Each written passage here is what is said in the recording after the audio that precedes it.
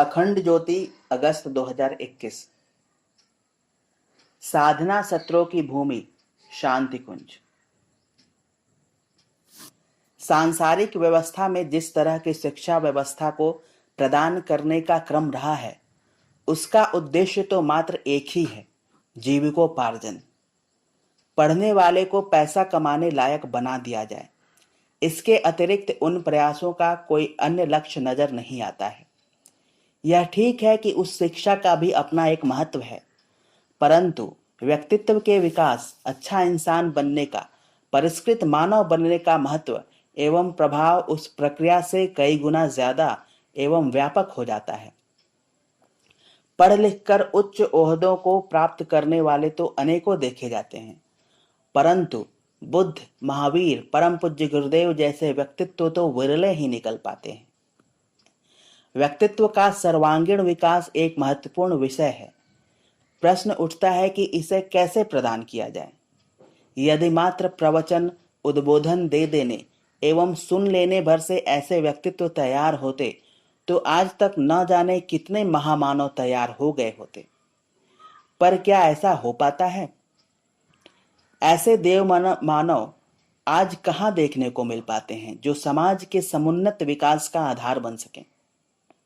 प्रचलित शिक्षा पद्धति से ऐसे महापुरुषों का निर्माण संभव नहीं है, क्योंकि ऐसा कर पाने के लिए स्वयं के परिष्कार की, उपयुक्त वातावरण की, सशक्त मार्गदर्शन की एवं दैवी संरक्षण की आवश्यकता होती है। इन कारकों को उपलब्ध कराए बिना अनगढ़ को सुगढ़ बना पाना, मानव को महामानव बना पाना संभव ही नहीं है।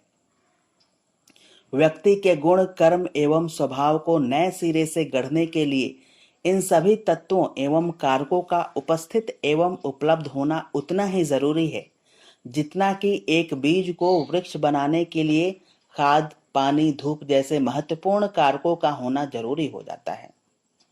मनुष्य के व्यक्तित्व का सर्वांगीण परिष्कार इसलिए जरूरी हो जाता है क्योंकि मानव की वास्तविक सत्ता उसका अंतरंग है, बाह्य कलेवर नहीं। बिना जड़ों के पेड़ का खड़ा होना संभव नहीं हो पाता। उसी तरह से बिना व्यक्तित्व के इंसान का मूल्य एवं आधार दोनों ही शून्य हो जाते हैं। साधन, वैभव, जीवन की चमक दमक पिछले जन्म के पुण्यों के आधार पर मिल भी जाए तो बिना व्यक्तित्व की सुदृढ़ता के बाहर की चमक दमक भी थोड़े दिन का जलवा बिखेर कर गायब हो जाती है।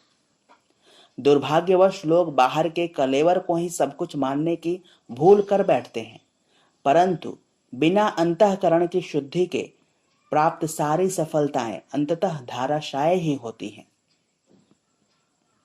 यह तो तय ही है कि मनुष्य की वास्तविक संपदा उसका व्यक्तित्व ही है, पर इसका परिष्कार भी किसी प्रयोगशाला के उपकरण के द्वारा कर पाना तो संभव नहीं है।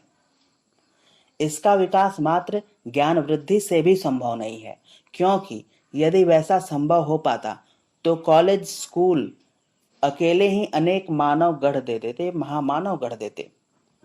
मात्र धर्मोपदेश से भी ऐसा कर पाना संभव नहीं है। नहीं तो अनेक लोग जगरातों से लेकर कथा कीर्तनों में बैठे सुनते देखे गए हैं, फिर वे महामानव क्यों नहीं बन सके? इसका कारण यह है कि व्यक्तित्व का आधार मान्यताएं एवं आदतें हैं। उनको सुधारे बिना कोरी शिक्षा को दे देने भर से कोई बदलता नहीं और बदल सकता नहीं। अंतःकरण में कुसंस्कारों की परतें जमी बैठी हों तो बाहर की धुलाई कितनी देर के लिए काम आने वाली है। इसी कारण सुने गए उपदेश बहुत देर तक अपना प्रभाव नहीं छोड़ पाते। यहाँ तक कि उपदेश देने वाले स्वयं भी थोड़े दिन के बाद अपने कहे से विपरीत आचरण करते दिख जाते हैं। इन सब बातों को कहने का आशय मात्र इतना है कि जब तक अंतर्मन पर पड़ी कुसंस्कारों की परत को हटाकर उनके स्थान पर उच्च स्तरीय सत्प्रवृत्तियों का बीजारोपण न किया जा सके, तब तक बाहर से थोपा गया कोई भी परिवर्तन स्थायी एवं प्रभावी नहीं हो सकता है। परम पूज्य गुरुदेव द्वारा शांति कुंज में चलाए गए 9 दिवसीय साधना सत्रों का उद्देश्य वस्तु स्थिति में यही है। यहाँ 9-9 दिन के साधना सत्र अनवरत चलते रहते हैं। 1 से 9, 11 से 19, 21 से 29 तारीखों के मध्य चलने वाले इन शिविरों में प्रतिवर्ष हजारों की संख्या में शिविरार्थी भाग लेते, जीवन के लिए आवश्यक मार्गदर्शन प्राप्त करते एवं वापस अपने क्षेत्रों में लौटकर अभूतपूर्व कार्यों को अंजाम देते देखे जा सकते हैं। परम पूज्य गुरुदेव द्वारा इन्हें संजीवनी विद्या सत्र कहकर से पुकारा गया। शरीर यथावत रहे पर चेतना परिष्कृत हो जाए तो व्यक्तित्व समुन्नत हो जाता है।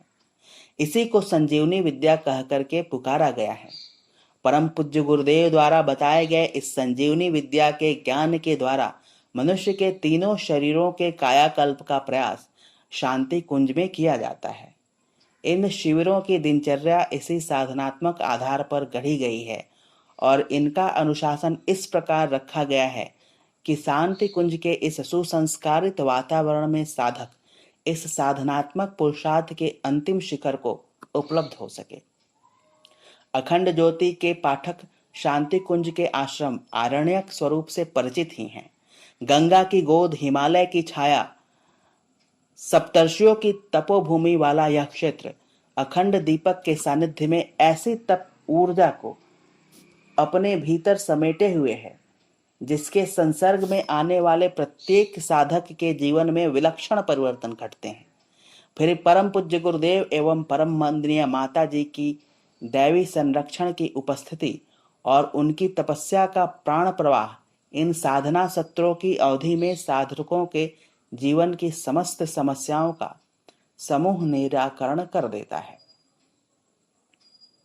यही वो आधार हैं जो इन संजीवनी साधना सत्रों में भाग लेने वालों के जीवन में आमूल चूल परिवर्तन संपन्न कर देते हैं। प्रशिक्षण तभी प्रभावी होता है जब वातावरण उसके उपयुक्त हो। जहां लड़ाई झगड़ा मचा हो वहां शांति शीतलता की बातें कैसे प्रभावी हो सकती हैं। शांति कुंज का सतयुगी वातावरण अपने आप ऐसी परिस्थितियां उत्पन्न कर देता है जिनसे व्यक्तित्व परिष्कार की साधना स्वतः संपन्न हो जाती है। वस्तु स्थिति में जीवन साधना से बढ़कर दूसरा कोई सौभाग्य नहीं। वो सारी विभूतियां जो इंसान को आध्यात्मिक उत्कर्ष की ओर ले जाती हैं, वो इसी पथ पर चलने से मिल पानी संभव है। उन्हीं को प्राप्त करने हेतु ये सत्र शांति कुंज की पावन भूमि पर चलाए जा रहे हैं।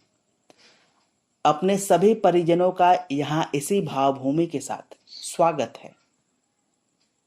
समाप्त।